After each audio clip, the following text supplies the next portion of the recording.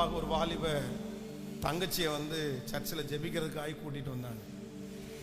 அவளுடைய எண்ணங்கள் எல்லாம் முழுக்க முழுக்க மாற்றப்பட்டு +2 படிக்கிற பிள்ளை ஸ்கூலுக்கெல்லாம் போகாமல் ஒரு பயத்தோட நடுக்கத்தோட அப்படியே வந்தாங்க. என்னை பார்த்தோன்னே பயப்படுறாங்க. சரி, ஒன்றும் பயப்படாத, உன் பிரதராக நினச்சிக்கோ அப்படின்னு அவளுக்காக ஜெபம் பண்ணேன். என்ன பிரச்சனை அப்படின்னு கேட்டா, தொடர்ந்து 6 மாதங்களாய் கண்டினியூவாக 6 மந்த்தா இரவானா மொட்டை மாடியில் ஃபோனை எடுத்துட்டு போய் இந்த பேய் படம் இருக்குல்ல, பேய் படம், இந்த பேய் படமா 6 மாதமா கண்டினியூவா பார்த்துருக்குறேன். அவளுக்கு ரொம்ப பிடிக்குமாம். அதனுடைய அந்த எஃபெக்ட், அதனுடைய பயமுறுத்துதல், அந்த சவுண்டு, இதெல்லாம் பிடிக்கும் அப்படின்னு சொல்லி 6 மாதமா அந்த பேய் படத்தை பார்த்து பார்த்து பார்த்து மனநிலைமை பாதிக்கப்பட்டு அவளாவே இல்லை அப்படின்னா அதை சரி பண்ணவே முடியல. நானும் என்னமோ ஜோம் பண்ணி அவளை இது பண்ண ரெடியே ஆகலை.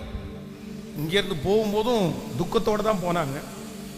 அதுக்கப்புறம் கூப்பிட்டு விசாரித்தேன், எப்படி இருக்காங்க அப்படின்னு கேட்டால், மனநல மருத்துவ இடத்துல போய் அங்கேயும் சரியாகாமல் அப்புறம் வந்து ஒரு இது பைத்தியம் ஹாஸ்பிட்டல், அந்த ஹாஸ்பிட்டலாக அட்மிட் பண்ணி அந்த பிள்ளையினுடைய கையையும் காலையும் கட்டி இன்ஜெக்ஷன் போட்டுட்டு இருக்காங்கன்னு சொன்னாங்க.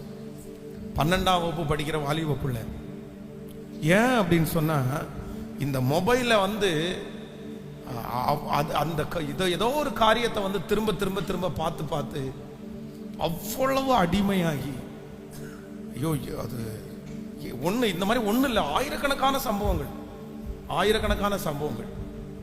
ஆனால் ஆண்டவருடைய பிள்ளைகளை இதிலிருந்து நமக்கு மட்டுமல்ல, நம்முடைய குடும்பத்தில் இருக்கிற எல்லாருக்கும் ஆண்டவர் விடுதலை தரணும்.